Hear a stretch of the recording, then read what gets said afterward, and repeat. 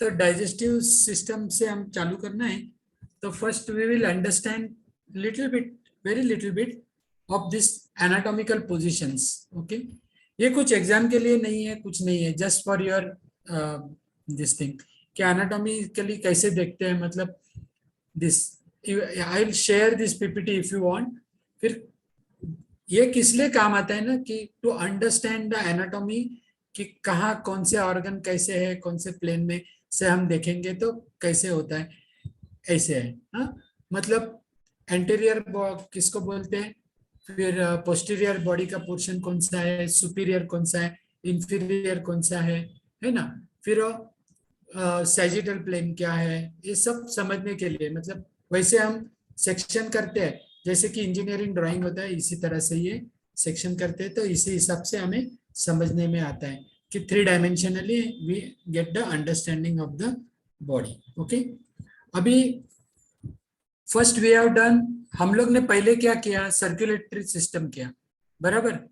तो एक समझ लो सर्कुलेटरी सिस्टम जो है, इट वाज अ पूरा क्लोज सिस्टम है, मतलब ब्लड जो है अंदर एक बार, वो पूरा वही ब्लड अंदर घूमते रहेगा, मतलब the same blood is circulated, मतलब वही ब्लड हार्ट से चालू होगा, फिर वो नीचे के पोर्शन से जाके मतलब सिस्टमिक सर्कुलेशन में जाएगा, फिर पल्मोनरी सर्कुलेशन से आएगा, वो उधर ही घूमेगा, मतलब that is a close circuit, जहां से एक जगह से चालू होगा वही ब्लड घूमेगा। But this is open system, open यानी कि बॉडी में है पूरे ऑर्गन्स, बट सिस्टम इतना ओपन है कि माउथ से चालू होगा, से खत्म होगा, but it's a continuous tube, मतलब एक पूरा ओपन सिस्टम, यहाँ से लेके नीचे तक, ऊपर से खाना है एंड एक्सक्रीशन करना है नीचे से, बीच में पूरा अंदर से घूमते जाएगा। ओके, एंड एक कंटिन्यूअस ट्यूब के जैसा है, और इसके बीच में और ट्यूब में डिफरेंट डिफरेंट अलग अलग से सब हमारे ऑर्गन्स इसमें सिचुएटेड है, and everything is packed so nicely, सब इतना अच्छी तरह से हमारी बॉडी में फिटिंग किया है। जैसे हमने देखा ना कि दिस इज अमेजिंग थिंग, अपनी जो बॉडी है ना हमारी, it's a wonderful creation of the nature और by God, whatever you may say, है ना। इतना अच्छे से सब कुछ बिठा है, और सब जगह में बराबर बराबर जगह में बिठा है, इतना कॉम्पैक्ट कि पूरा हमारा समझो शरीर है 5.5 फुट, 5.5 फीट, इसमें से ये पोर्शन जो है बीच वाला, ये 1.5-2 फुट का, फिर भी उसके अंदर है ना 20-22 फुट का इंटेस्टाइन, एक 10 फुट का वो पूरा लार्ज इंटेस्टाइन, स्टमक, एवरीथिंग इतना कॉम्पैक्ट से बिठा के, और उसके बाजू में लीवर, ये वो सब जगह पे बिठा के इतना अच्छे से फिटिंग करके दिया है ना मशीन, उसका खाली हमें ख्याल रखना है, that is what we have to understand. Okay, और जैसे अभी मैं थोड़े से रशेस देके डॉक्टर साहब के काले सर के लेक्चर के, तो that we have to understand कि डाइजेस्टिव सिस्टम कहाँ से चालू होता है, राइट फ्रॉम द माउथ, जहां से हम खाना चालू करेंगे वहां से, तो वहां से चालू होगा फूड डाइजेशन, कार्बोहाइड्रेट्स का मुंह से चालू होगा। यूसोफेगस का काम कुछ नहीं, खाली एक ट्यूब है, उसको बीच में कनेक्ट करने के लिए स्टमक को, स्टमक क्या है, एक छोटा सा बैग है, तो छोटा सा बैग, वो तुम्हारा अपना जो मिक्सर होता है ना घर में, तो मिक्सर का काम क्या है, सबको पेस्ट करना, मतलब चटनी बनाना है तो क्या करते हैं, मिर्ची लेते हैं, खोबरा लेते हैं, सब मिक्सर में डाल के पतला बना के चटनी एकदम फाइन बनाते हैं, है ना।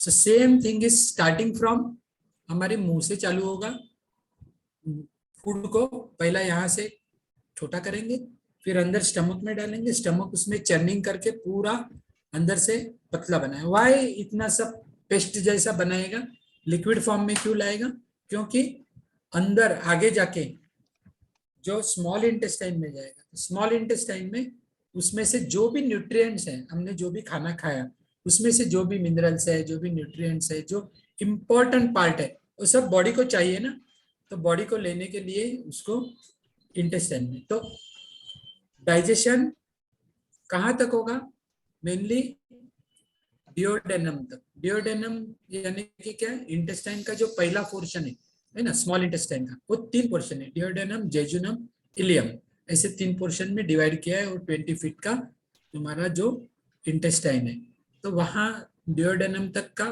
पूरा डाइजेशन होगा। आगे एसिमिलेशन, एसिमिलेशन बोले तो पूरा उसमें से जो न्यूट्रिएंट्स है वो सब खींच के लेना। फिर आगे जाके स्लाइट एसिमिलेशन होगा लार्ज इंटेस्टाइन में। लेकिन लार्ज इंटेस्टाइन में क्या है, जो भी खाएंगे उसमें से कोई वेस्ट नहीं होने देता। लार्ज इंटेस्टाइन में जाएगा तो फूड का पूरा मिनरल्स, सब मिनरल, सॉल्ट्स एंड पानी खींच के लेगा। एंड एंड में पूरा टॉक्सिक मैटर, मतलब जो वेस्ट है, जो कुछ काम का नहीं बॉडी के लिए, that will be thrown out through rectum and anus. बस इतनी सी सिंपल सिस्टम है।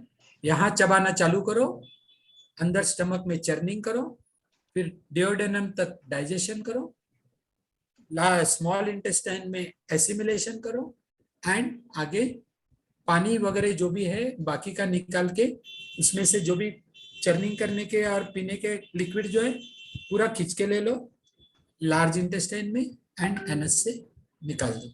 That's all. बाकी थोड़ा पोर्शन, लिक्विड पोर्शन, वो सब किडनी से, यूरेथ्रा से वो निकल जाएगा। दैट इज एक्सक्रीटरी सिस्टम में देखेंगे। तो ये इतनी सिंपल डाइजेस्टिव सिस्टम है ऊपर से नीचे तक। ओके, अभी इसके लिए थोड़ा एक्सेसरी ऑर्गन्स है। वो क्या है, लीवर है, जो लगेंगे एंजाइम्स वगैरह लगेंगे, बाइल जैसे, वो लीवर देगा। पैंक्रियाटिक जूस है, वो पैंक्रियास देगा। ये सब एक्सेसरी ऑर्गन्स है 2। ओके, ये उसको अंदर से जो भी एंजाइम्स और ये लगेंगे पाचन करने के लिए, वो प्रोवाइड करने के लिए ये 2 है। बीच में एक गॉल ब्लैडर है, छोटा सा स्टोरेज, थोड़ा सा पंप है, उसको स्टोर करेगा और जब भी लगेगा तभी डिओडेनम में डालेगा। So simple is the digestive system. Okay, तो क्लोज सर्किट वाली सर्कुलेटरी, ओपन वाली डाइजेस्टिव। आगे जब भी रेस्पिरेटरी सीखेंगे वो 1 वे है, एक से बाहर निकाल देना, मतलब मुंह से लेना, फेफड़ों तक जाना और वही वापस नाक से बाहर निकालना। ये 3 सिस्टम याद में रखने का है ना। 3 स्टेजेस है, solid, liquid and gas. Liquid वाली है circulatory, solid and semi solid liquid वाली है डाइजेस्टिव, और गैस वाली है रेस्पिरेटरी। ये 3 सिस्टम 3 कंट्रोल कर देती है। So simple as that. Okay, so let us move ahead. यहां तक तो ये सब समझ में आया ना, इट्स वेरी सिंपल। ओके, अभी जाके एक ऑर्गन में क्या क्या उनके डाइजेस्टिव ऑर्गन्स का फंक्शन है वो थोड़ा देखेंगे। ओके, इसको 3 भाग में डिवाइड किया है। ओके, उसे बोलते हैं फोरगट, मतलब एक मेजर पोर्शन जिसमें क्या आएगा, ये फेरेंजियल गट, मतलब मुंह और ये, फिर oesophagus, stomach, duodenum, liver, pancreas, ये सब फोरगट में आएगा। फिर आएगा मिडगट, मिडगट में आएगा डिओडेनम का portion, jejunum, ileum and ascending colon, and last में हाइंडगट, मतलब 1/3 of the transverse colon, rectum, anus, sigmoid, ये सब लेके फाइनल, मतलब फोरगट, मिडगट, ये 3 जगह में डिफरेंट डिफरेंट फंक्शंस कैरी होंगे। तो मेन जो है फंक्शन डाइजेशन का होगा, मुंह से लेके एंड तक, डिओडेनम तक। आगे assimilation, jejunum, ileum and ascending colon में थोड़ा पानी और थोड़े मिनरल्स और सॉल्ट्स लेना, एंड एंड का सब है खत्म करके लार्ज इंटेस्टाइन से निकाल देना। ये 3 पोर्शन हो गए। अभी हम लोग चालू करते हैं ओरल कैविटी। इसका फंक्शन क्या है कि फूड को पहले ब्रेक करना, क्योंकि बड़े बड़े लम्स है ना, तो उसको पहले ब्रेक करना, चबाना। इसके लिए हमें क्या दिया है, डेंचर, यानी कि दांत है, मतलब चबा के अच्छी से करो। और जैसे ही वो चालू करेंगे तो उसको घुमाने का काम कौन करेगा, that is done by our tongue. Tongue घुमाएगा सब, है ना। And such a beautiful thing कि इतना हम चबा रहे हैं फूड, लेकिन tongue rarely, very very rarely tongue comes into the contact with the teeth. Otherwise हम जिप कभी चबाते नहीं है, तो it is doing the taste. और दूसरा क्या है, उसके लिए जो भी एंजाइम लगेंगे, तो पहला एंजाइम यहाँ से चालू होगा कार्बोहाइड्रेट लेने के लिए, बराबर, that is saliva, simple language में सलाइवा। तो सलाइवा इसमें मिक्स होगी, कार्बोहाइड्रेट का डाइजेशन होगा, एंड देन फूड जैसे ही होगा फाइन हो जाएगा चबा के। इसलिए हम लोग क्या बोलते हैं कि यहाँ पे मेन मैस्टिकेशन जितना अच्छा करेंगे चबा के, इसलिए बोलते हैं ना कि bite your morsel for 32 time, 32 वेळा आपण घास चावला पाहिजे। काय चावला पाहिजे कि मेक इट फाइन, तभी स्टमक के ऊपर भार ना आए, है ना, अच्छे से उसको फाइन करके पार्टिकल हम लोग नीचे स्टमक में भेजेंगे। जैसे ही हम आगे, अभी देखो यहाँ पे पूरा, I am deliberately taking it in Hindi, English बीच में घसरता हूँ होता है, लेकिन मोस्टली मैं फॉर द बेनिफिट में हिंदी और मराठी ऐसे जरा मिक्स करके बोलूंगा। तर पहिल्यांदा काय आहे की आपण चांगलं don't use mental.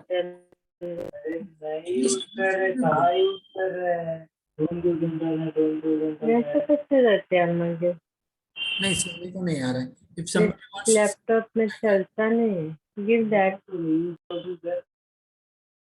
hello, I can't hear properly. Somebody is saying something. No sir, वो म्यूट अनम्यूट हो गया था कोई तो। अच्छा अच्छा, बाय मिस्टेक होगा, चलो ठीक है, इट हैपन्स, है ना। तो पहला काम है अच्छे से चबा के फाइन करके सलाइवा में मिक्स करके पेस्ट बना के फिर यूसोफेगस में। यूसोफेगस का काम कुछ नहीं, यूसोफेगस एक ट्यूब है जो तुरंत वहां से फ्यू सेकंड्स में स्टमक में अंदर छोड़ देगा, दैट इज द काम, यह है काम उसका oesophagus. And this fantastic thing ऐसे ना कि जैसे ही उसमें फूड आ जाएगा ना, पेरिस्टाल्सिस, पेरिस्टाल्सिस जिसे बोलते हैं, मतलब ऐसे ऊपर नीचे एक्शन हो जाएंगे। ये पहला पिक्चर जो दिख रहा है ना, can you see my cursor, तो यहाँ पे फूड जैसे आएगा तो उसको आगे आगे जाने के लिए हेल्प करेगा। And where you observe this, you know, हम लोग जब भी वस्त्र करते हैं ना, तो वस्त्र, पहला जो वस्त्र का जो पार्ट है ना, वो तुम्हारा जो कपड़ा, वो एक बार यूसोफेगस में घुस गया ना, फिर हम लोग उसको खाली स्वॉलो करेंगे थोड़ा थोड़ा पानी के साथ, तो बाकी का काम वो यूसोफेगस करता है, वो खींच लेता है अंदर अंदर। दिस इज ऑटोमेटिक मूवमेंट है।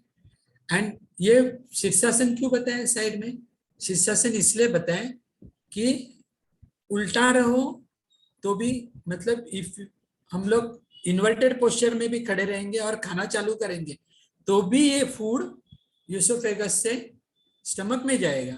ऐसे नहीं है कि अगेंस्ट ग्रेविटी है करके फूड नहीं खा पाए, पानी पिएंगे तो भी स्टमक में जाएगा। मतलब गुरुजी ये समझाने के लिए क्या करते थे, उनकी जब भी वो खुद क्लास लेते थे, शीर्षासन करते थे और वहां पे पानी पी के या फूड खा के समझाते, देखो ये खाएगा तो भी ये स्टमक में जाएगा। ऐसे मतलब whether you are in a standing position और इन द इन्वर्टेड, मतलब उल्टे रहो या सीधे रहो, ये एक ही डायरेक्शन में फूड को आगे आगे सरकने को मदद करता है। This is a natural movement, okay, this is very important.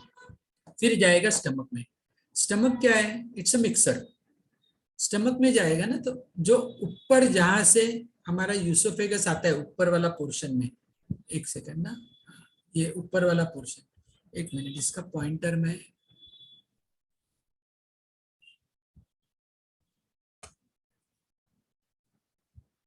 ये जो पोर्शन है दिख रहा है अभी पॉइंटर से, है ना, तो ये जो यूसोफेगस यहाँ से स्टमक को कनेक्ट करता है, तो यूसोफेगस यहाँ से कनेक्ट, यहाँ पे एक वॉल है, ओके, यूसोफेगल वॉल है, ये वॉल से वो अंदर फूड आएगा स्टमक में।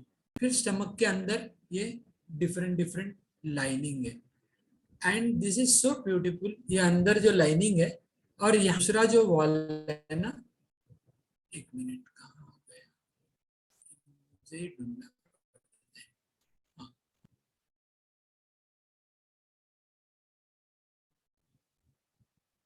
ये पाइलोरिक स्फिंक्टर जो है ना, वो ये पाइलोरिक स्फिंक्टर यहाँ पे होता है। तो जैसे ही यूसोफेगस से फूड आना चालू होगा तो ये स्फिंक्टर बंद होता है, मतलब फूड आगे नहीं जाएगा, फूड विल कम फूड जो भी खाएंगे वो स्टमक में ही आएगा और स्टमक में ही रहेगा। यहाँ पे सब प्रोटीन और बाकी का डाइजेशन होगा। अभी हम लोग जो खाना खाते हैं या मील जो लेते हैं सॉलिड मील, वो फूड हमारी स्टमक में कम से कम 3-3.5 आवर्स वहां पे रहता है। ओके, डिपेंडिंग जो हेवी फूड है। फिर क्या होगा कि स्टमक में डाइजेशन करने के लिए स्टमक में एसिड्स रहते हैं। Okay, different. This acid is hydrochloric acid. जो हम बाथरूम साफ करने के लिए यूज करते हैं वही एसिड है। It is the same acid, hydrochloric acid. Same acid जो हमने देखा है कि हाथ पे गिर गया है तो हाथ कैसे जलते हैं, है ना, द स्किन बर्न्स। पाव को लगा, हाथ को लगा तो स्किन को जला देता है। इसलिए वो एसिड से दूर रहना बहुत जरूरी है। फर्श पे डालते हैं तो फर्श से सब गंदा निकालते हैं, मेरे टाइल्स के ऊपर, लेकिन दूसरे फर्श को इचिंग भी करता है, इतना स्ट्रांग। और जो पेट में जो एसिड होता है ना, बहुत स्ट्रांग एसिड होता है। यह एसिड क्यों स्ट्रांग रहता है? यह एसिड इसलिए स्ट्रांग रहता है कि हमारे खाने से अगर कोई बैक्टीरिया या कुछ गया तो वो जिंदा नहीं रहना चाहिए। स्टमक एसिड से कोई भी बैक्टीरिया बचता नहीं। कल आपने सुना होगा कि हेलियोबैक्टर पाइलोरी ऐसा एक खाली जो बैक्टीरिया है वो थोड़ा ये एनवायरनमेंट में रह सकता है एंड वो कॉजेस प्रॉब्लम, बट वो हम लोग बाद में देखेंगे। तो मेन क्या है कि जो एसिड सिक्रीशन होता है, और दूसरा बाकी जो पेप्टिक एसिड, ये जो पेप्टिक एंजाइम्स वगैरह जो होते हैं वो डाइजेशन के लिए जो एंजाइम्स है वो स्टमक से सीक्रेट होते हैं। फिर उसमें स्टमक में डाइजेशन। और कैसे ना, जैसे ही फूड गया ना, द स्टमक का एक कॉन्ट्रैक्टाइल मोशन होता है, कंटिन्यूअसली ऊपर नीचे स्टमक कॉन्ट्रैक्ट करते रहेगा। तो फूड को पूरा चर्निंग करेगा जैसे डाला है। मतलब जो भी खाने के बाद थोड़े भी बड़े पोर्शन जो भी रहे होंगे उसको घुमा घुमा के एकदम पतला पेस्ट जैसा बना देगा, फाइन पेस्ट। अभी हमने देखा सर्कुलेटरी सिस्टम जब सीखा तभी हार्ट के लिए दो ये रहते हैं, sinoatrial node, SA node and AV node, है ना, इलेक्ट्रिकल सिग्नल। वैसे ही यहाँ पे भी इलेक्ट्रिकल इंपल्सेस है स्टमक को।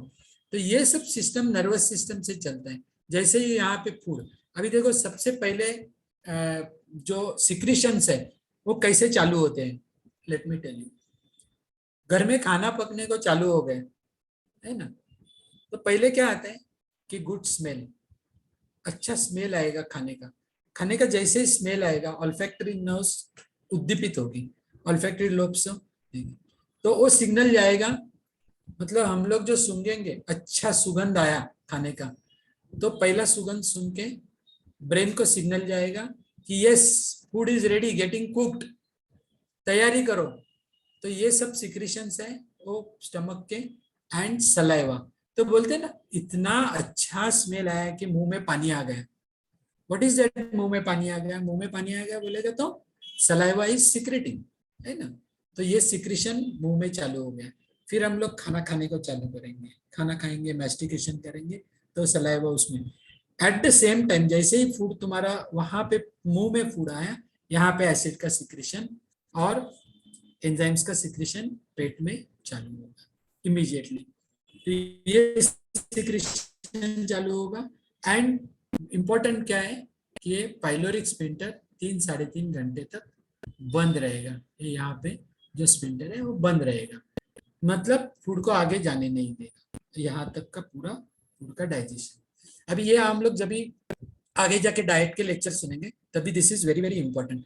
जिस फूड को डाइजेशन कंप्लीट होके आगे जाने को लगता है वो फूड से फ्रूट्स। पानी के लिए ये कुछ बंद नहीं होता, पानी पियेंगे आगे निकल जाएगा। बट पानी तुम अगर फ्रूट्स लेते हैं, फ्रूट जूस है, फ्रूट्स है, तो उसको डाइजेशन होने को बिल्कुल टाइम नहीं लगता है। मतलब it is as good as no, मतलब जो है इमीडिएटली डाइजेशन खत्म करके फूड को आगे भेज देगा। इसलिए तुम अच्छे से फूड खाओ जो भी है। हम लोग 9 बजे फ्रूट्स खाते हैं, 10 बजे 10:30 बजे इमीडिएटली वापस भूख लगती है। 10 बजे समझो हमने खाए तो 10:30 बजे जाने के टाइम में 2 केले वापस खाने पड़ते हैं, है ना, जो भी फ्रूट ब्रेकफास्ट दिया तो। क्यों लगती है? क्योंकि डाइजेशन कंप्लीट हो जाता है। लेकिन हम मील्स लेते हैं, यानी कि कुछ खाना खाते हैं तो तुरंत भूख नहीं लगती क्योंकि पेट में खाना है ना। सो उसका पूरा डाइजेशन होगा और 3-3.5 घंटे के बाद फिर वो कंप्लीट डाइजेशन होने के बाद सिग्नल जाएगा कि डाइजेशन ओवर, फिर वो पाइलोरिक स्फिंक्टर ओपन होगा and food will be push to the duodenum, यानी कि पहला पोर्शन में। जैसे डिओडेनम में फूड जाएगा तभी बाइल, पैंक्रियाटिक जूस वगैरह आके वहां पे किसका डाइजेशन करेंगे, उसमें से जो भी फैट्स रहेगी तो फैट्स का डाइजेशन करेगी और बाकी का जो भी डाइजेशन डिओडेनम में कंप्लीट होके फिर फूड जाएगा जेजुनम में। यहाँ तक कुछ प्रॉब्लम है समझने में, यहाँ तक का डाइजेशन में? I think it is okay, समझ में आया यहाँ तक? चलते आगे। Yes, sir. हाँ? कुछ है तो क्वेश्चन अभी पूछ लो, इसलिए मैं बोला कि let it be interactive session, कुछ भी है तो। ये एक स्पिंटर यहाँ से पहला फूड अंदर लेगा, यहाँ से आगे देगा। और ये जो एसिड इतना स्ट्रांग है, जो हमारी स्किन पे गिरेगा तो भी स्किन को जलाता है, तो पेट को क्यों नहीं जलाता? तो पेट में this is a amazing system, यहाँ पे इतनी अमेजिंग है कि पेट के अंदर जो एपिथेलियल लाइनिंग है वो लाइनिंग इतनी ब्यूटीफुल है कि इतना भारी एसिड जो हमारी स्किन को भी जला देता है, फर्श को भी जला देता है और स्टमक को नहीं जलाता है। और जैसे अगर वो सब लाइनिंग इतनी ब्यूटीफुल लाइनिंग है, अगर इसमें कुछ प्रॉब्लम हो गया, यानी कि पेप्टिक अल्सर जैसे हो गया थोड़ा सा अंदर, इसलिए वो जलन होती है, इसलिए होती है ना, तो एसिड अगर अंदर भी गया ना तो दूसरे लाइनिंग में, सेकंड लाइन ऑफ डिफेंस में sorry, second line of defence में वो कैल्शियम कार्बोनेट रहे, मतलब कैल्शियम कार्बोनेट सॉल्यूशन, मतलब एसिड का पीएच है <7, तो हाई पीएच वाले ये बीच वाले पोर्शन में रहेंगे, वो इमीडिएटली एसिड को न्यूट्रलाइज कर देती है in case it happens, okay, but it doesn't happen. फिर वो सिस्टम हो गया। तो ये अभी ये क्यों मैंने दिखाया यहाँ पे दो पिक्चर्स, एक सेकंड ना, ये दिखाया एक है टाइगर और दूसरा मैंने दिखाया कि क्रोकोडाइल। इनकी जो सिस्टम है ना, वो तो टाइगर की सिस्टम और टाइगर का जो एसिड जो है अंदर बनने वाला, वो हमसे कई गुना ज्यादा स्ट्रॉन्ग एसिड है, हाईली कॉन्सेंट्रेटेड, क्योंकि tiger is eating raw meat, जो भी कच्चा ही मांस खाता है, और हाड जो है, हड्डियां भी है, वो भी चबा के खाता है, तर अशी मोठी हाडं वगैरे जरी पोटात गेली ती पण त्याच्या ऍसिड मध्ये डायजेस्ट होतात। तो टाइगर चबा के खाएगा फिर भी स्टमक में जाएगा, that acid will dissolve everything, मतलब बाल जो है, कुछ जो एनिमल्स है, खरगोश खाया या कुछ खाया तो उसके बाल को भी डिजॉल्व कर देगा थोड़े से बाल बचेंगे वो नीचे से निकल के उसके एक्सक्रीशन से निकलने आएंगे उससे भी भारी है ना सॉरी, उससे भी भारी एसिड है, सबसे स्ट्रॉन्गेस्ट एसिड है वो है क्रोकोडाइल। नेशनल जियोग्राफिक में वगैरह देखा होगा, वो जेब्रा को, हिरन को ऐसे ही पकड़ के सीधा खा लेते हैं, तो उसके सींग भी खा लेते हैं, मतलब उसके जो हॉर्न्स है, सींग है, वो भी उसमें डाइजेस्ट हो जाएंगे। इतना स्ट्रॉन्ग एसिड क्रोकोडाइल के स्टमक में रहता है। हमारे इसमें इतना नहीं रहता है, हमारे इतना, बिकॉज बेसिकली वी आर फ्रूटेरियंस या वेजिटेरियंस ही है, हम लोग खाते हैं मांस, लेकिन कच्चा मांस हम लोग नहीं खा सकते, इसलिए हम लोग उसको पका के खाते हैं। But that is not the subject कि खाना चाहिए नहीं चाहिए, वो छोड़ दो। बट डाइजेशन के लिए जितना तुम्हारा फूड इजिली डायजेस्टेबल रहेगा, इसलिए होता है ना ज्याला आपण अपचन म्हणतो, व्हाई इट हैपन्स, बिकॉज ऐसे कुछ फूड खाते हैं जिसका डाइजेशन होने के लिए हमारा एसिड भी उसको पूरा डाइजेस्ट नहीं कर पाता, तो बाकी के प्रॉब्लम हो जाते हैं इनडाइजेशन के। Okay, that is to remember. फिर उसके आगे हो जाएगा इंटेस्टाइन में। अभी जैसे ही डिओडेनम में ये फर्स्ट पोर्शन में आ गया, ये डिओडेनम है, ये डिओडेनम पोर्शन में जब भी आ जाता है ये, तभी लिवर यहां से बाइल पंप करेगी, फिर एक्स्ट्रा टाइम में जो है वो यहाँ पे गॉल ब्लैडर में स्टोर रहती है। जैसे ही आ गया तो गॉल ब्लैडर उसमें से आगे दे, लेकिन ऐसे नहीं है कि हर टाइम वो गॉल ब्लैडर से, इसको एक कॉमन हिपेटिक डक्ट रहता है, वो हिपेटिक यानी कि that is related to liver, इसलिए हिपेटाइटिस बोलते हैं ना वो लिवर का डिसीज को। तो यहाँ पे वो स्टोर रहता है and this will keep on pumping. फिर हम लोग जब भी आगे डिसीजेस देखेंगे तभी गॉल स्टोन वगैरह के देखेंगे, तभी ये फिगर वापस आके रिटर्न देखेंगे। तो यहाँ से वो पंप करता है, फिर वो बाइल जो है वो फैट को डिजोल्व करने के लिए काम होता है। इसमें बिलिरुबिन होती है, द येलो जो कलर आता है हमारे स्टूल को, that is because of the bilirubin. फिर पैंक्रियास है, तो पैंक्रियास है, पैंक्रियास आपको मालूम है कि पैंक्रियास का काम क्या है। तो पैंक्रियास में आइलेट्स ऑफ लैंगरहैंस है, वो इंसुलिन बनाता है एंड ग्लूकागॉन बनाता है ना, दोनों वहां पे जो बनाते हैं। अब वो आगे जाके देखेंगे कि कॉर्टेक्स एंड मेडुला वो सब आगे जाके कैसे करते हैं। तो पैंक्रियास में वो इंसुलिन वगैरह and that is pumped again, pancreatic juice is pump for the digestion into duodenum. तो पैंक्रियाटिक जूस यहाँ पे आ जाएगा डिओडेनम में। ओके, तो यहाँ से फूड जब ये आगे जाएगा, फिर ये जो इंटेस्टाइन है, दिस इंटेस्टाइन इज पैक्ड एकदम अच्छे से अंदर पैक करके, लंबा इंटेस्टाइन रखा है and it is highly elastic. अभी इसका इतना लेंथ देने का रीजन क्या है कि जो फूड आएगा वो स्लोली उसको टाइम चाहिए अंदर से पूरा घूम के जाने के लिए। क्योंकि क्या है कि अभी डाइजेशन हो गया, फूड को फाइन कर दिया, पेस्ट कर दिया, अभी उसमें से जो भी न्यूट्रिएंट्स है, जो भी मिनरल्स है, न्यूट्रिएंट्स है, आवश्यक तत्व है हमारे फूड के, वो सब खींचने हैं। वो कहाँ खींच के कहाँ जाएंगे, हमारे बॉडी को लगेगा, बट कैसे जाएगा बॉडी में? तो बॉडी में जाने के लिए उसको जो सिस्टम है इंटेस्टाइन की, उसे बोलते हैं, ये फिंगर लाइक प्रोजेक्शन रहते हैं। मतलब ऐसे ऐसे देखो, ये इंटेस्टाइन के अंदर, ये इंटेस्टाइन का एक छोटा सा पोर्शन है और अंदर ये छोटे छोटे विलाय करके, इनको बोलते हैं विलाय। ये विलाय इधर दिख रहे हैं, ये इंटेस्टाइन के अंदर विलाय होते हैं। ये विलाय एकदम छोटे छोटे ऐसे प्रोट्रूडिंग पोर्शंस होते हैं। क्यों होते हैं इतने पोर्शन? कि जितने वो पोर्शन बनाएंगे उतना उसका सरफेस एरिया, मतलब उसका पृष्ठफळ, त्याचं पृष्ठफळ वाढतं। मतलब देखो, एक पेपर है वो फ्लैट है, लेकिन पेपर के ऐसे हम लोग क्रम्पल करेंगे तो वही उतना ही एरिया का पेपर छोटे क्रम्पल्ड पोर्शन में आ जाएगा, है ना। मतलब वही एरिया उसको मिलेगा, मतलब जो फ्लैटेंड एरिया है वही एरिया इधर मिलेगा, है ना। तो मतलब फूड को एसिमिलेशन करने के लिए उसमें से पूरा जो मिनरल्स और वो खींचने के लिए जितना एरिया ज्यादा चाहिए, और ये अगर इसको खुलेंगे इंटेस्टाइन को और लंबा लंबा लंबा करके बिछा देंगे तो एक टेनिस कोर्ट जितना एरिया हो जाएगा। तो जो टेनिस खेलते हैं तो जितना एरिया कॉम्पैक्ट करके इतने से इंटेस्टाइन में विलाय के रूप में बिठा दिया है नेचर ने। जस्ट इमेजिन कितना इंटरेस्टिंग है। एंड हर एक विलाय के अंदर पूरी और सर्कुलेटरी की ब्लड सिस्टम है ना, कैपिलरी सिस्टम है। तो जैसे ही ये ब्लड आएगा ये कैपिलरीज में, ये इंटेस्टाइन के विलाय के हर एक विलाय के अंदर ये पूरा कैपिलरीज का सिस्टम है। एंड ये इतनी फाइन है कि जो फूड से जो मिनरल्स हैं वो सब पूरा ब्लड में सक हो। द ब्लड विल एब्सॉर्ब, तो ब्लड से एब्सॉर्ब करके where it will be transported, it will be transported to different tissues.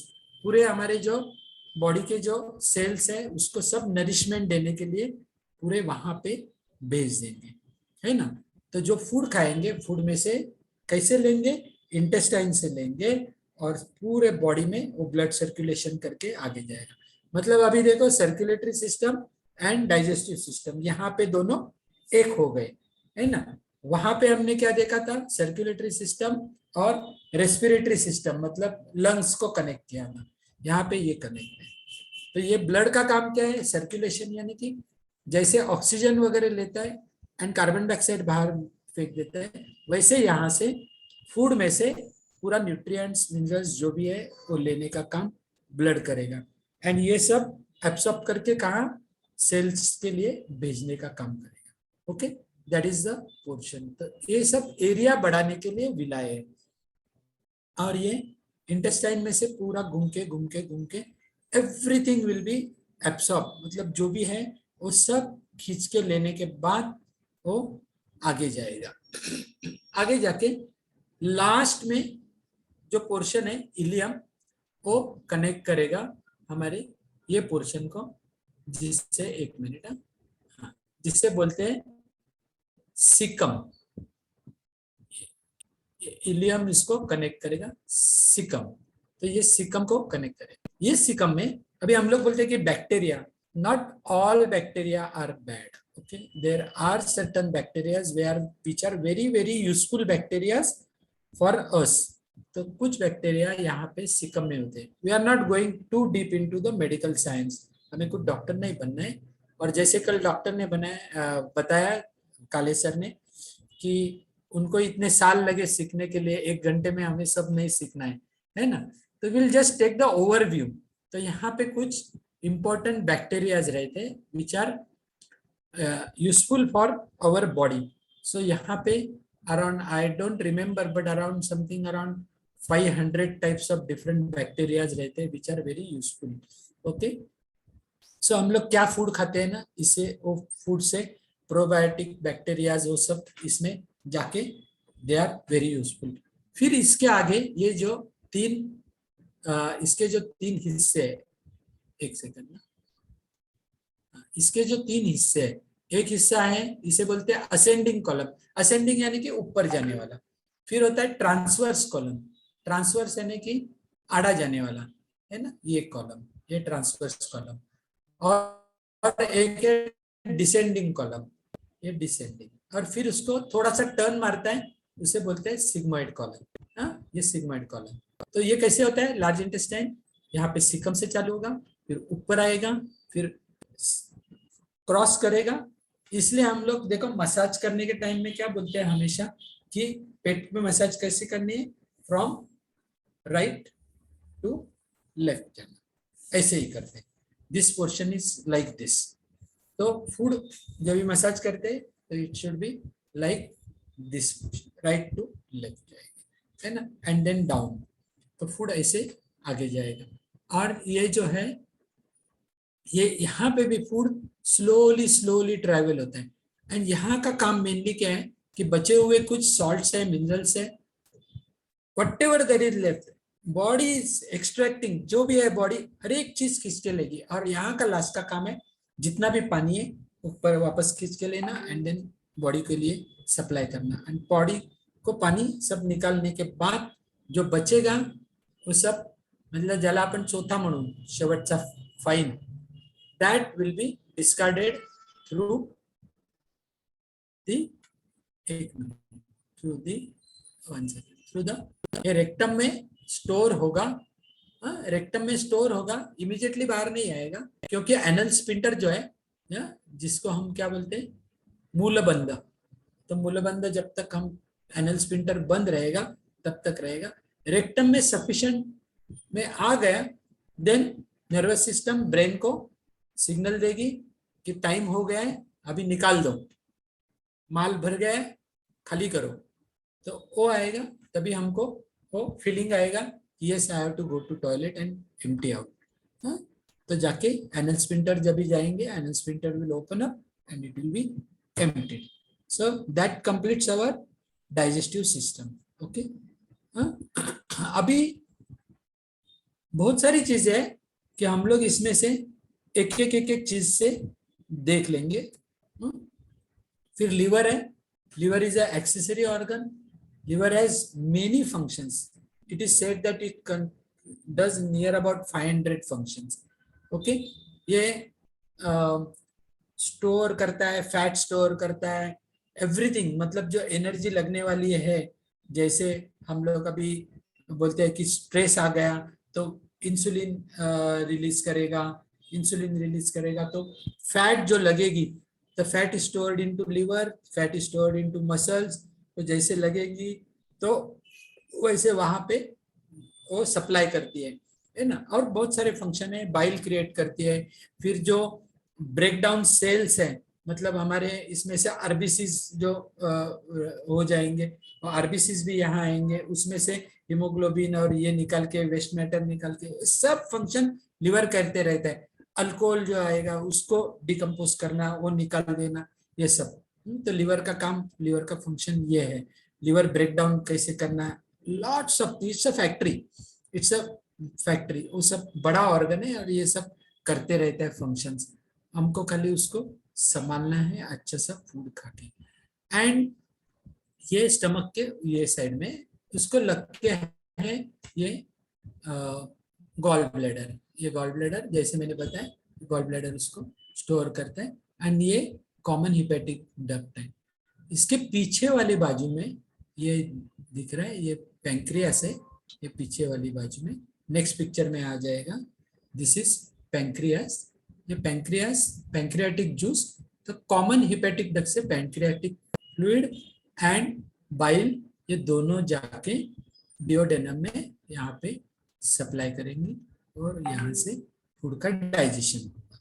Okay, तो ये हो गया पैंक्रियास, कैसे उसको देता है पैंक्रियास, और ये फंक्शन उसका हो गया।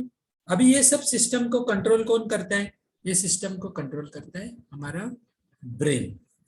ब्रेन में जो पोर्शन है इसे बोलते हैं लिम्बिक सिस्टम। तो limbic system is consisting of all this, मतलब हमारा हाइपोथैलेमस, थैलेमस, अमेगडाला, और ये जो सब पोर्शंस है ये करते हैं यहाँ पे।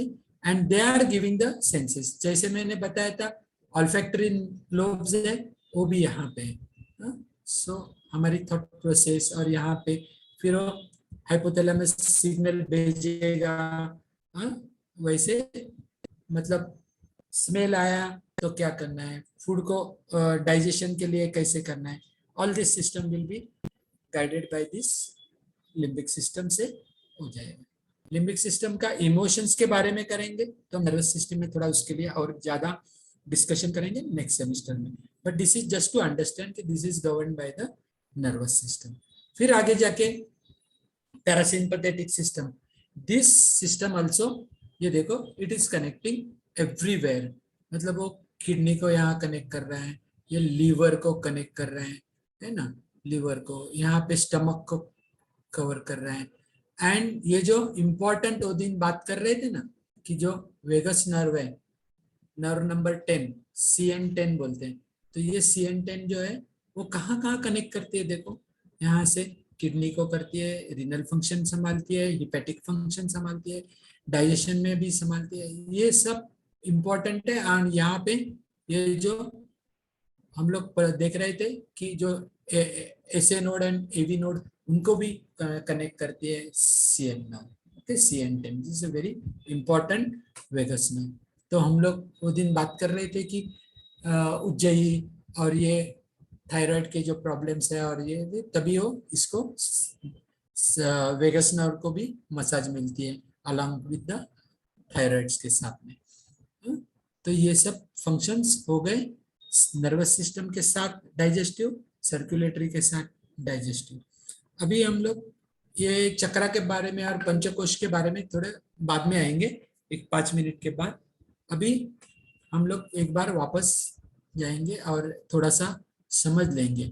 अभी कमिंग टू द पेरिस्टालसिस और ये स्टमक के बारे में, तो स्टमक तक का काम है, मतलब अभी इसका सबका ख्याल रखना किस लिए हम लोग रखते हैं ख्याल, कि थ्रू अवर शुद्धि क्रिया, बराबर, शुद्धि क्रिया के साथ। अभी जो एक्सेस एसिड अगर जो बन गया स्टमक में, तो हम लोग रेगुलर जब भी वमन करेंगे तो this acid will be taken care of, और वो कुछ बाकी रिफ्लक्सेस के वगैरह प्रॉब्लम हमें नहीं आएंगे। तो रेगुलर वमन प्रैक्टिस, एंड बीच में पोछा भी मारने का है वस्त्र के साथ, okay, once in a while, वो रेगुलर करने की जरूरत नहीं। तो जैसे पोछा मारते वैसे once in a while, once in a month और 2 मंथ, कभी भी एक बार, 2-3 महीने में एक बार वस्त्र करके थोड़ा सा उड़ियान बंद लगा के वो निकाल देंगे तो अंदर का पोर्शन अच्छे से क्लीन हो जाएगा, है ना। बट वमन और बाकी का जो है दंड अगर करते हैं तो दंड का एक फायदा ऐसे होता है ना कि कभी किसी लोगों को पानी पीने का मतलब मन नहीं होता है, 2 ग्लास 3 ग्लास हो गए तो आगे पानी नहीं जाता है ना। तो एक एडवांटेज है कि साइफन करते हैं तो पानी अंदर कैसे 4 ग्लास जाएगा समझेगा नहीं, तो वो एक फायदा है। दूसरा फायदा दंड दौती का क्या है कि जब भी कभी कभी क्या होता है कि थोड़ा अगर एक्सेस एसिड कभी रहेगा और वमन करेंगे तो जब ये यूसोफेगस से पास होता है तो थोड़ा सा गले में एसिड लगने का और थोड़ा तकलीफ कभी कभी किसी को होता है, लेकिन दंड से करेंगे तो यूसोफेगस में एसिड लगने का चांस ही नहीं, वो सीधा रबर ट्यूब से दंड से बाहर निकाल के फेंक देगा। तो एक दंड का ब्लूटूथ बंद करो। हाँ? तो वो एक फायदा दंड का है। तो क्रिया करते रहना सबसे इंपॉर्टेंट है। हाँ? फिर आगे चल के बात करते हैं स्मॉल इंटेस्टाइन की। ये जो विलाय है ना, तो ये विलाय क्लीन रखना हमारा काम है। विलाय को क्लीन रखना, विलाय को एरिया मतलब उसको ज्यादा मिले और अच्छा एसिमिलेशन होने के लिए सरफेस एरिया मिले, तो इसके लिए क्या करना चाहिए, तो विलाय की पूरी केयर करना। तो कैसे करना है, मतलब जो चिकट वाले फूड है, मतलब क्या है, मैदा है ना, जो चिकने वाले फूड है या ज्यादा ऑयली फूड है ना, या फ्राइड फूड्स है, तो क्या होता है हम लोग जो खाते हैं फूड, वो जाके villi is a fine portion है, तो उसमें जाके वो इंटेस्टाइन के अंदर ब्लॉक कर देते हैं। अभी वो चिकट वाला जो मैदा जैसा फूड है वो अगर ज्यादा मतलब जिसमें ज्यादा ग्लूटेन है तो वो वाला पोर्शन वहां पे ज्यादा अटक जाता है and it is not easily remove, फिर वो वहां ही रहता है, वहां पे ही वो starts decaying after some time, क्योंकि उसको निकालने के लिए दूसरी कोई ये नहीं। तो कौन सी है सिस्टम, क्योंकि हम लोग जब ये वस्त्र करेंगे तो ओनली स्टमक तक जाएगा, इंटेस्टाइन को कौन साफ करेगा। अगर हम लोग बस्ती लेंगे एनिमा लेंगे तो खाली सिग्मोइड या थोड़ा सा डिसेंडिंग कॉलन का पोर्शन वो करेंगे, और थोड़ा अगर हम लोग इसे क्या बोलते हैं हाइड्रो सॉरी कोलन थेरेपी करेंगे तो थोड़ा सा more portion of the large intestine clean होगा, लेकिन स्मॉल इंटेस्टाइन को क्लीन करने के लिए कौन सी क्रिया है, नवली करेंगे तो नवली, नवली तो पेट में घुमाने के लिए है, तो उसके है शंख प्रक्षालन, शंख प्रक्षालन। शंख प्रक्षालन, तो वंस इन 6 मंथ्स शंख प्रक्षालन।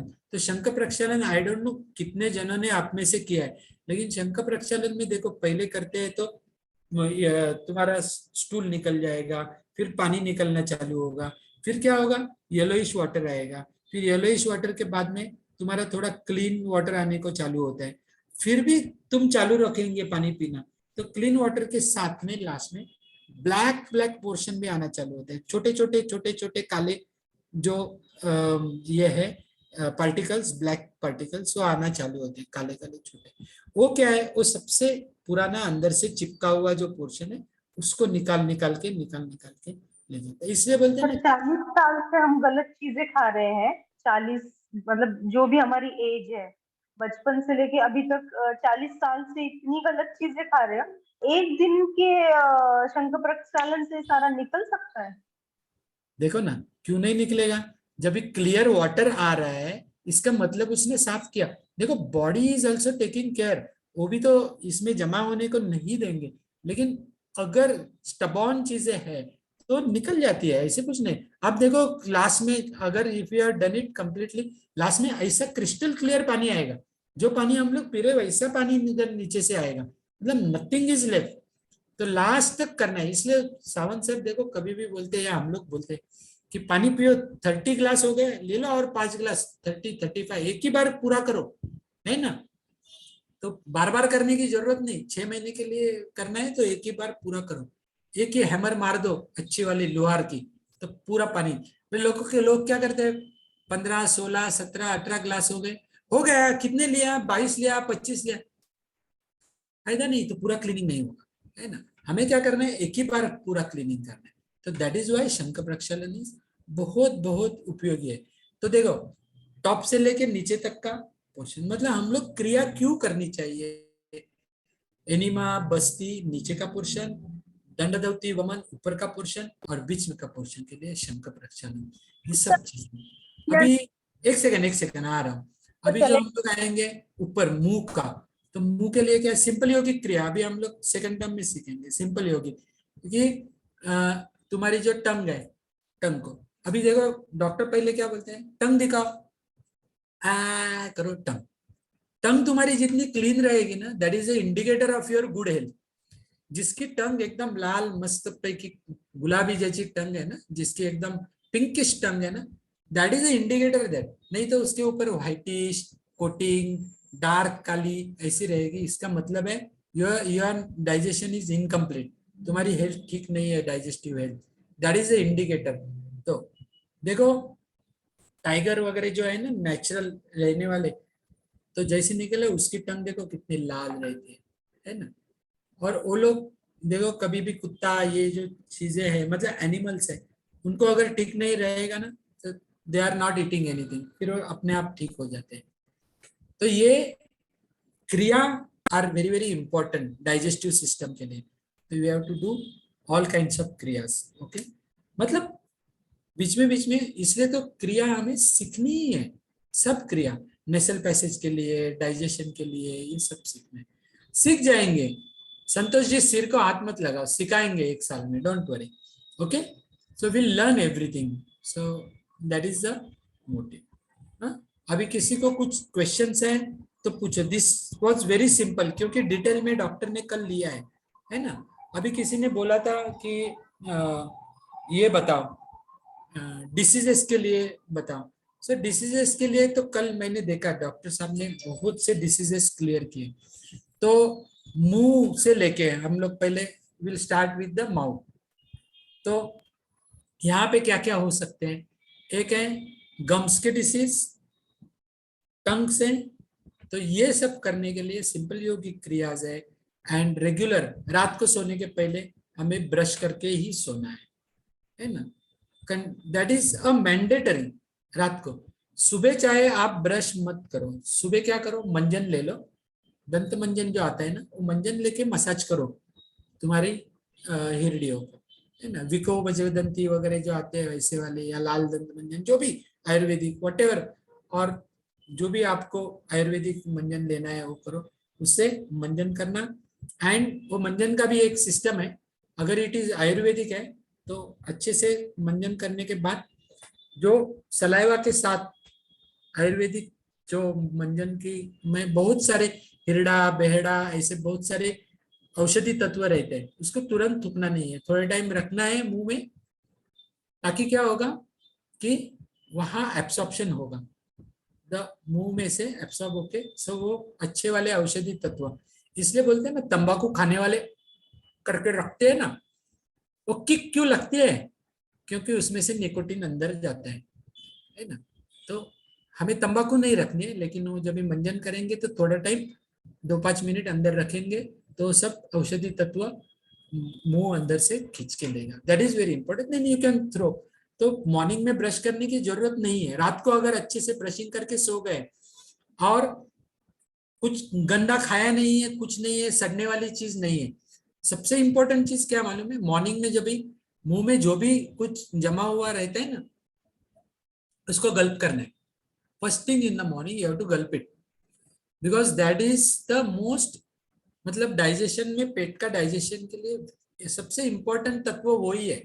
फिर आप मंजन करो एंड देन क्लीन योर, मतलब जो गार्गल करना है चूल भरायची असेल ती त्याच्यानंतर, लेकिन पहला जो भी रात भर मुंह में जमी है सलाइवा उसको अंदर ले लो, that saliva is the best thing for your next digestion of the breakfast and आगे के लिए। ये छोटी छोटी टिप्स है, आगे आएंगे, बट एक जस्ट कभी आगे बोलने के लिए भूल गए तो अभी बता देता हूँ, है ना। This is the thing. हाँ, तो ये मुंह वाली हो गई, मुंह के अगर मुंह की अच्छी तो बैड ब्रेथ ये सब, मतलब फायरिया वगैरह जैसे डिसीजेस नहीं होंगे, ये अगर हम लोग इसकी मुंह की ख्याल रखते हैं तो। यूसोफेगस के लिए कुछ नहीं, फिर जाएंगे स्टमक के लिए। तो स्टमक के डिसीजेस में मैंने बताया कि वमन वगैरह करेंगे, इसका ख्याल रखते हैं तो बाकी के आगे के स्टमक के जो डिसीजेस है, मतलब पेप्टिक अल्सर वगैरह होने के चांस नहीं, कुछ नहीं होता है। If you are maintaining a good food habits और टाइम पे खाना खाना, रात को लेट डिनर या हेवी फूड नहीं खाना, इतने भी हैबिट्स है। एंड लाइट फूड, मतलब light food in the sense मिताहार एंड युक्ताहार। मैं ऐसे नहीं बोलता है कि नॉनवेज खाने वाले, बट कितना खाना है तो वो है। मतलब आज बनाए तो पेट दबा के ऐसे खाए कि उठने को भी नहीं होता है, ऐसे नहीं खाना है। तो बोलते हैं चतुर्थकम, मतलब 1/4 ऑफ द फूड वो जो है सॉलिड फूड स्टमक में, फिर 1/4 sorry half of the place for the food, फिर 1/4 is for the liquid. Liquid यानी कि इमीडिएटली पानी नहीं, मतलब लिक्विड पोर्शन। अगर छाछ लेते हैं या कुछ लिक्विड है तुम्हारे फूड में तो approximately 1/4, and 1/4 should be left for the air. ये क्यों है? मिक्सर अभी जब भी घुमाते हो ना आप खाना तुम्हारे किचन में, तो मिक्सर पूरा नहीं भरते हम लोग, पूरा भरेंगे तो मिक्स नहीं, ऊपर थोड़ी जगह छोड़ते हैं ना, मतलब सॉलिड नीचे, फिर थोड़ा पानी डालते हैं अच्छा मिक्सिंग होने के लिए, और ऊपर का पोर्शन थोड़ा छोड़ देते हैं, तभी देखो पेस्ट अच्छी बनेगी chutney. Same principle is applied over here, half for the solid, 1/4 for the liquid, 1/4 for the air for the churning.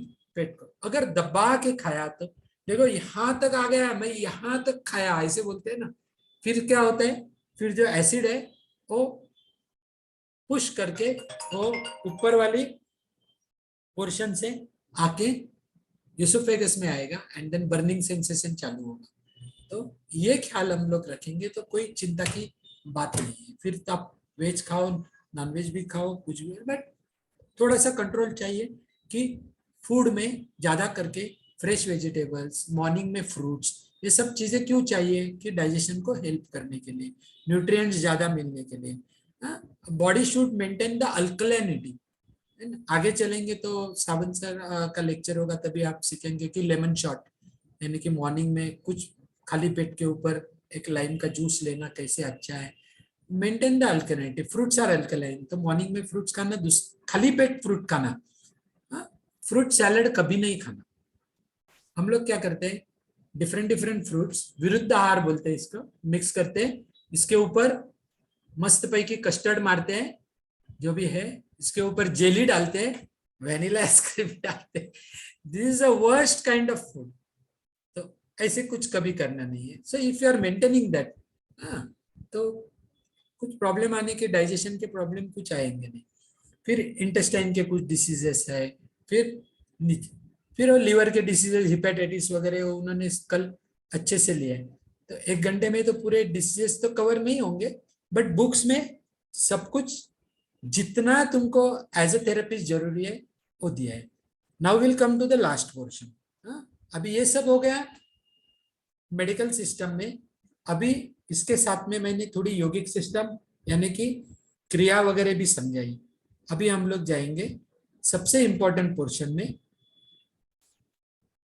That is the पंचकोश का। पंचकोश का लेक्चर नहीं हुआ है मुझे मालूम है। It is said that we are having the 5 sheets. इसमें से सबसे क्रॉस जो शीट है दैट इज अन्नमय कोश, मतलब अन्न से जो बना है वो है अन्नमय कोश। सेकंड है वो है प्राणमय कोश, यानी कि जो हम ब्रीदिंग करते हैं और जो प्राण हमारे शरीर में है, the one that is keeping us alive, that is the pranamaya kosha. Third जो है वो है मनोमय कोश, यानी कि माइंड, हमारी जो मेंटल। इसके आगे जो है विज्ञानमय कोश, विज्ञान यानी कि बुद्धि, बुद्धि का। एंड इसके आगे आनंदमय कोश, that is a pure happiness. Okay, so we have to transcend through, हमको आगे चल के जाना है अन्नमय कोश से। अन्नमय कोश इज रिलेटेड टू, बट कैसे होता है ना कि सब अन्नमय कोश को, जो भी डिसीजेस होती है ना वो हमारे अन्नमय कोश को, यानी कि बॉडी, हमारे शरीर में जो भी कुछ डिसीज होगा तो वो दिखाई कहाँ देता है, हमारी बॉडी पे, है ना। मतलब जो भी डिसीज होगा है तो दिखाएगा कहाँ, it will reflect manifested on your body. But चालू कहाँ से होता है, that is remember, this is very important. हम लोग आगे वापस 1-2 बार जब भी लेक्चर लेंगे ना तभी मैं और इसका डीप में पंचकोशा होने के बाद जाएंगे। Every disease starts from your mind, मन से डिसीज होता है। इसलिए हम लोग बोलते हैं ना कि जो भी ट्रीटमेंट है ना वो मन की ट्रीटमेंट होनी चाहिए, है ना। Disease starts from your mind. तो कहाँ से होता है, that is a stress. Stress एक बार हो गया तो स्ट्रेस कैसे रिलेट करता है वो भी मैं बाद में कभी हमें टाइम मिले तो एक लेक्चर हम उसके ऊपर करेंगे। फिर वो वहां से परकोलेट होके प्राणमय, प्राणमय कोश में आएगा तो क्या होता है, आपने सुना होगा कि हमारे शरीर में 72,000 नाड़ियां है ना। ईड़ा नाड़ी, पिंगला नाड़ी एंड सुषुम्ना तो हमने सीखी है, बट स्टिल देयर आर 72,000 नाड़ियां, उनमें से प्राण फ्लो होता है। तो 72,000 नाड़ियां यानी कि डिसेक्शन करके कहाँ दिखेगी नहीं, कहाँ है, these are all energy channels. तो ये 72,000 नाड़ियों से प्राण घूमते रहते हैं। तो जब भी मनोमय कोश से स्ट्रेस परकोलेट होकर प्राणमय कोश में आएगा तभी ये नाड़ियों को ब्लॉक करेगा। जैसे ही नाड़ियां, कहाँ से नाड़ियां ब्लॉक हो गई वहां पे डिसीज आना चालू हो गया, है ना। मतलब पैंक्रियाटिक डिसीज कभी होगा, वहां पे सप्लाई करने वाली एनर्जी को ब्लॉकेज आ गया है तो पैंक्रियाटिस से हो जाएगा। दूसरे कहाँ पे हो गया, मेंटल में हो गया तो एंजाइटी डिप्रेशन वहां पे चालू हो गया। तो इसे क्लीन रखना इंपॉर्टेंट है। लास्ट में सब डिसीज दिखाई कहाँ देंगे कि हमारे बॉडी में, अन्नमय कोश में। तो ये एक इम्पोर्टेंट है। तो सबसे इम्पोर्टेंट क्या है कि हमारी माइंड को, तो माइंड को कौन ठीक रखेगा, with the help of the buddhi, vijnanamaya kosha. तो we have to use our vijnanamaya kosha and keep your mind steady, calm and peaceful. ये सब अगर ठीक से रहेंगे तो naturally you will be awarded a good health. तो हमारी हेल्थ इससे अच्छी रहेगी, दैट इज मोस्ट इम्पोर्टेंट। फिर ये क्रिया तो है, आपको मालूम है ये सब क्रियास कैसे है, I don't have to explain. Okay, so here I will stop exactly at 9:30. 1 घंटा देने के लिए सबको शुक्रिया और धन्यवाद। हाँ, जितना भी सर आपको समझा, धन्यवाद। नहीं धन्यवाद कुछ नहीं, आप आए इतने 30 पीपल आ गए, दैट इज मोर इम्पोर्टेंट, है ना। तो ये जितना आसान करके, सिंप्लीफाई करके समझाने की कोशिश मैंने की है। अभी इसके बाद में भी आपको कुछ डाउट्स है तो पूछो। मोस्टली मैं बताता हूँ, everything given in the book is मतलब बहुत ज्यादा डीप में, हमें कोई डॉक्टर नहीं बनना है इसके बाद में, we have to become a therapist. Therapy हमारी कैसी है कि योगिक थेरेपी है एंड नेचुरोपैथी। अभी नेचुरोपैथी आहिस्ते आहिस्ते सब कुछ चालू होगा, तो more knowledge you will get through naturopathy. तो ये जैसे जैसे हमें समझ में आ जाएगी नेचुरोपैथी एंड योगिक थेरेपी। ऐसे कुछ नहीं है ना, योगिक थेरेपी मतलब आसन, हम लोग जो आसन करेंगे तो आसन के 3, जो टीटीसी वाले हैं वो तो सब तुरंत जान जाएंगे। आसन के 3 इफेक्ट कौन से है बताओ? Local effect, central effect, and associated effect, है ना। लोकल इफेक्ट अभी जो नॉन वाईटी टीसी वाले हैं उनको बताता हूँ। आसन जब भी करते हैं तो कोई भी आसन करो, तुम भुजंगासन करो, है ना, या तो कोई भी आसन ले लो, धनुरासन ले लो, या तो कोई भी, दैट आसन is affecting certain parts of the body, बराबर। वो certain parts, that is a local effect, है ना।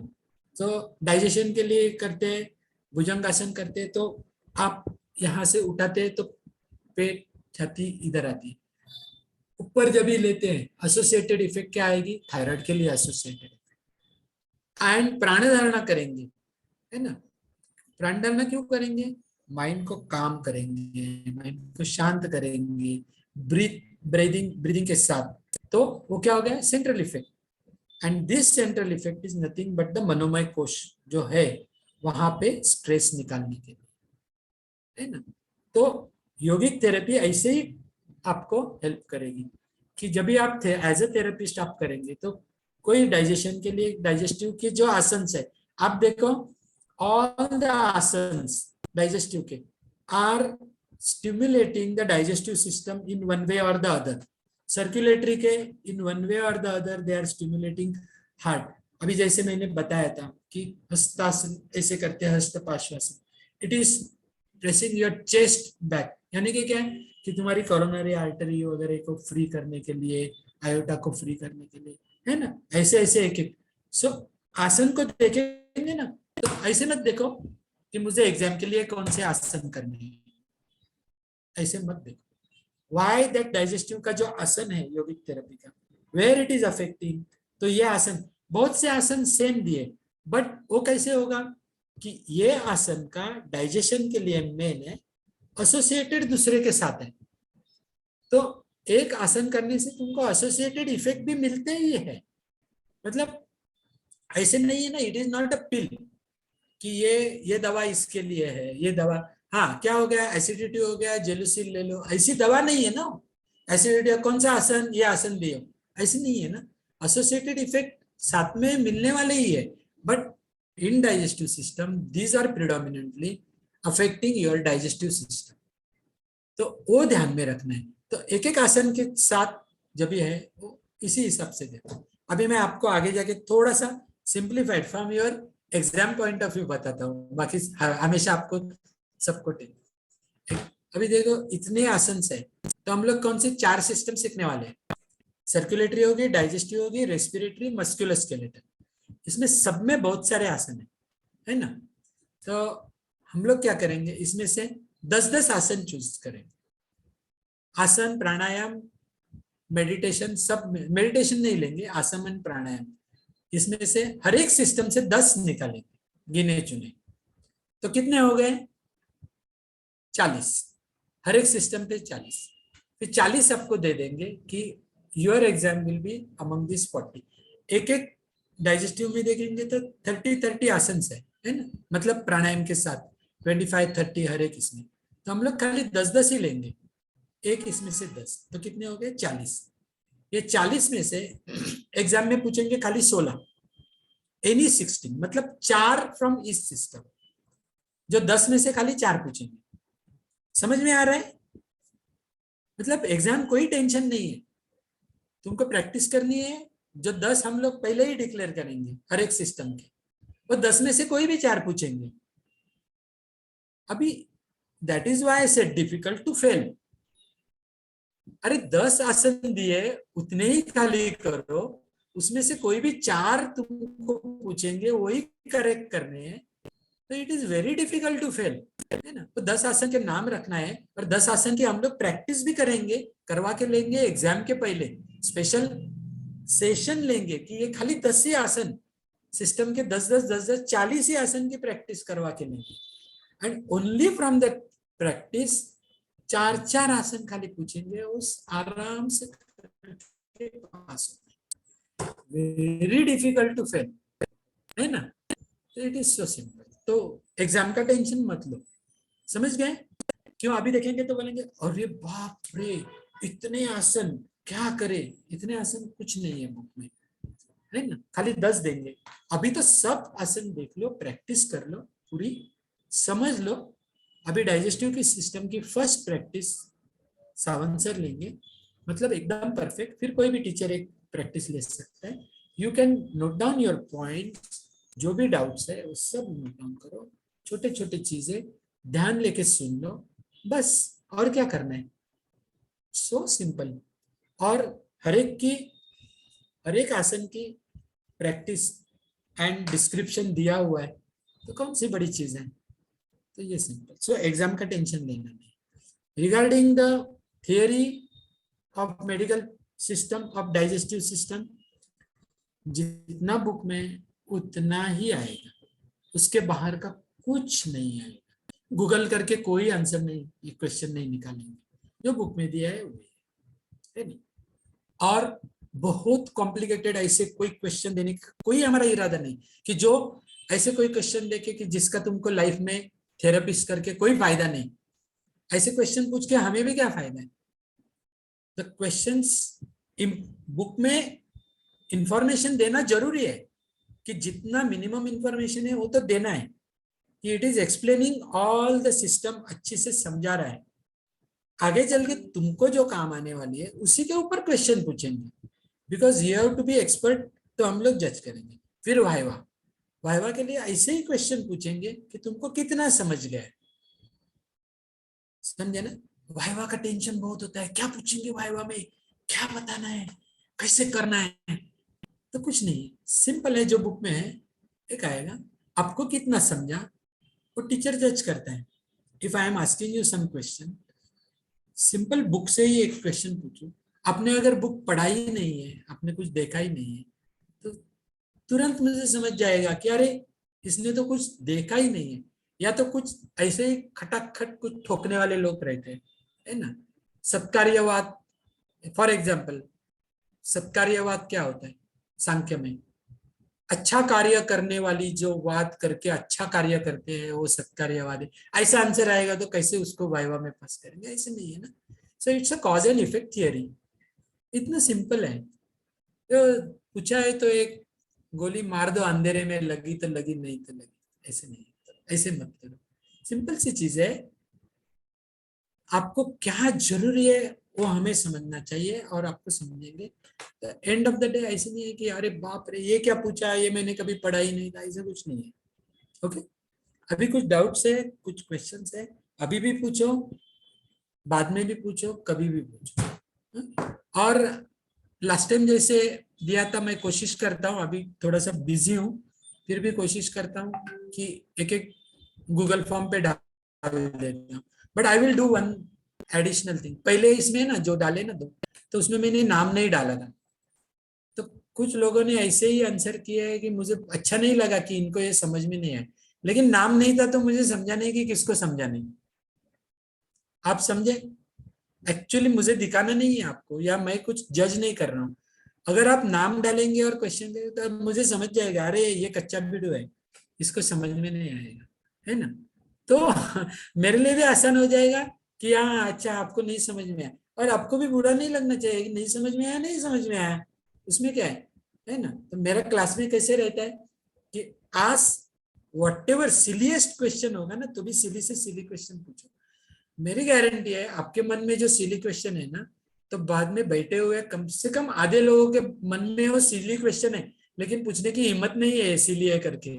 लेकिन दूसरे ने पूछा ना तो अच्छा लगता है, अरे चलो मेरे मन का सिली क्वेश्चन इसने पूछ लिया, है ना। एंड अगर ये सिली क्वेश्चन आपका पेशेंट अगर पूछे और आपको नहीं आंसर आएगा तो कितना बुरा है ना। वो मुझे बुरा लगेगा कि मैंने इतना सिली क्वेश्चन भी आंसर नहीं कर पाए। तो सिलिएस्ट ऑफ सिलिएस्ट क्वेश्चन पूछो। मुझे नहीं आएगा तो मैं बोलेंगे अरे हाँ तुम्हारा क्वेश्चन ट्रिकी है, सिली लगता है लेकिन ट्रिकी है, but let me answer it.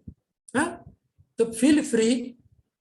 फिर मैं कोशिश करता हूँ कि एक पेपर भी छोटा सा 20-20 मार्क्स का, थोड़ा सा क्या आज के सिस्टम से क्या समझ में आया, सूर्य नमस्कार से क्या समझ में आया, वो करके इफ आई फाइंड टाइम मैं एक क्वेश्चन पेपर देता हूँ सॉल्व करने के लिए।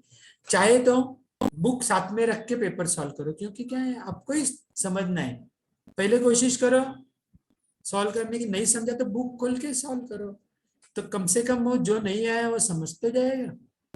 फिर लास्ट में तो आंसर सबमिट करने के बाद पूरे आंसर भी मिलते हैं उसी में, है ना। तो you will get the answer also, what is the correct answer, what is the wrong answer, तो कहाँ मिस्टेक हो गई। So simple, I want to make it very simple, easy करना है। ओके, पूछो अभी किसी को कुछ डाउट है? हाँ sir, Anju ji, sir expected बोलो।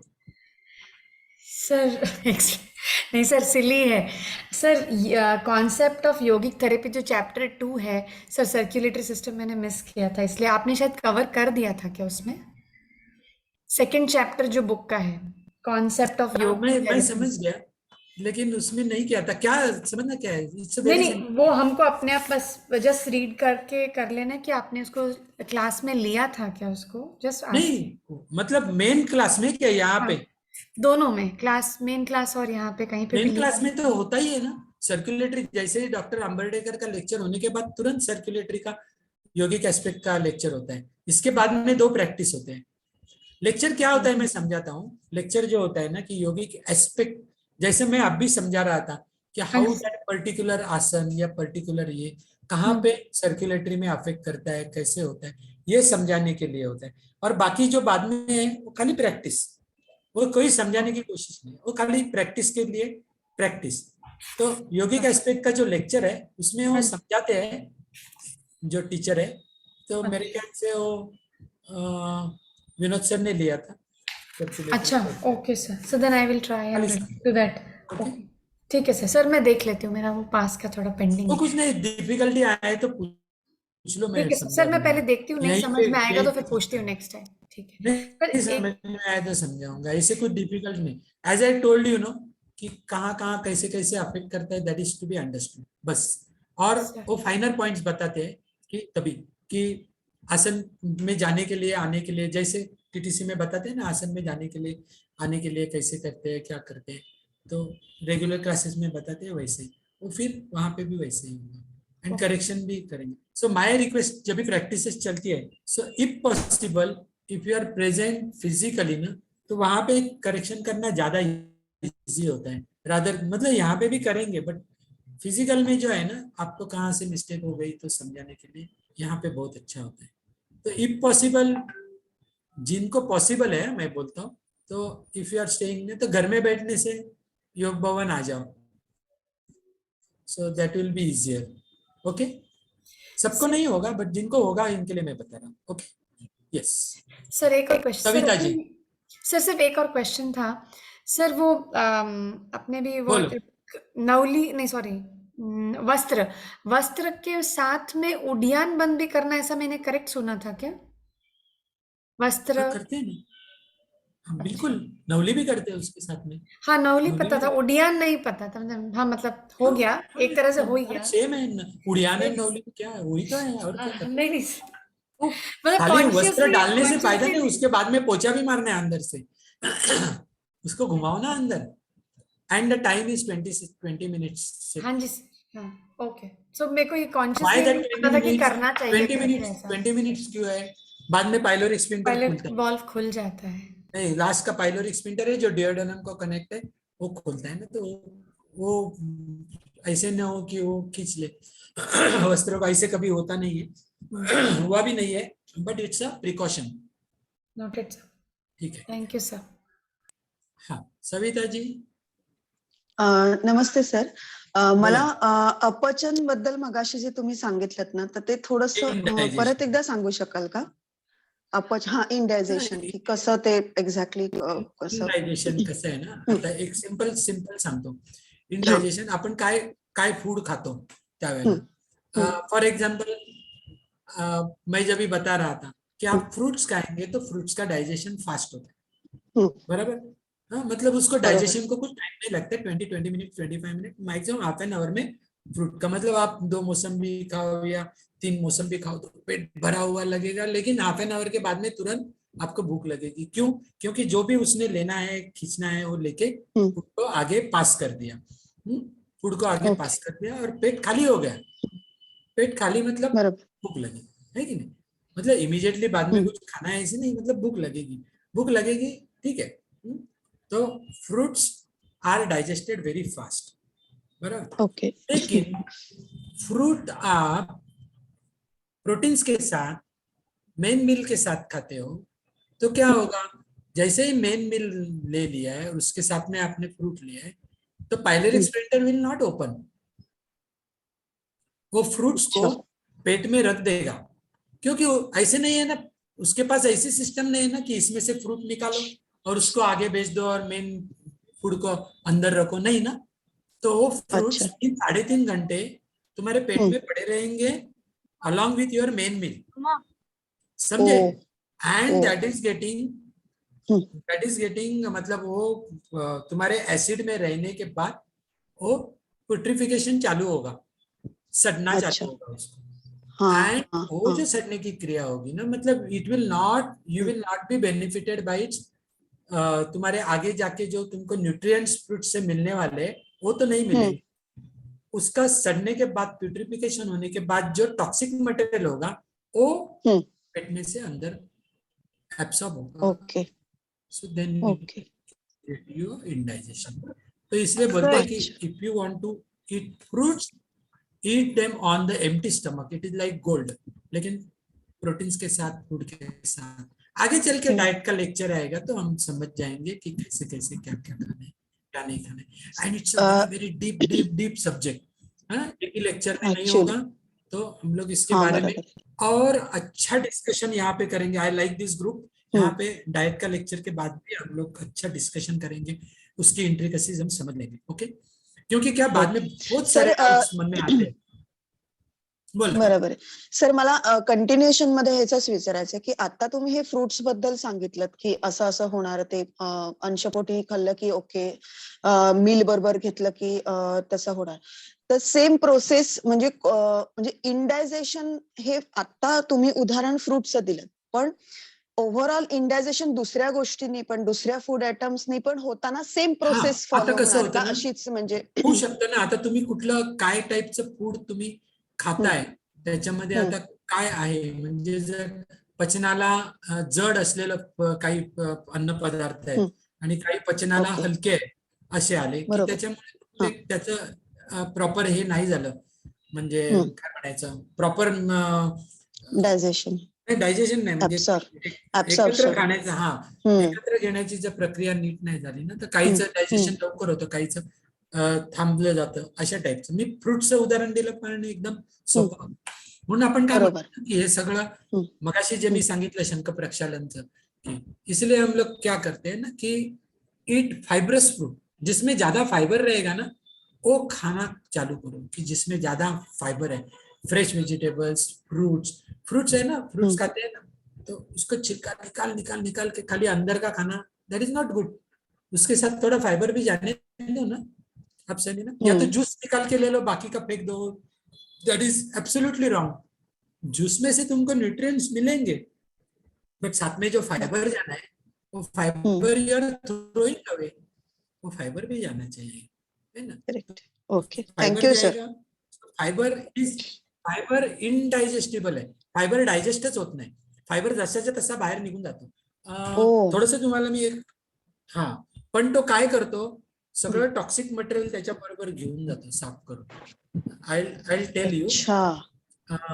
You may find it odd, अगर किसी को ऑड लगेगा तो मैं एक सिंपल सा हिंट देता हूँ आपको. Don't take it otherwise, but take it as a scientific. When we pass stools, if that stool is sticking to your commode और निकल नहीं रहा है आसानी से, that means your food is not correct. If your food is floating in the commode, हल्के से हो रहा है, that means you are eating a absolutely good food. Even if it is not floating, तो भी जो लाइट है और कहीं पे भी मतलब चिकना नहीं है, कहीं भी वो कमोड को चिकट नहीं रहा है, ऐसे अगर रहेगा, take it as a scientific way, that means you are eating a good food, that is an indication just. Okay. Thank you sir, thank you so much. Poonam ji, क्या हो गया आपको, कुछ सुनने को क्यों नहीं आ रहा है? Poonam Joshi is not able to, बाकी लोगों को सुनने को आ रहा है ना? Yes, sir. Yes, sir. Poonam Joshi नहीं सुन. Any questions? हाँ, दिव्या जी पूछो.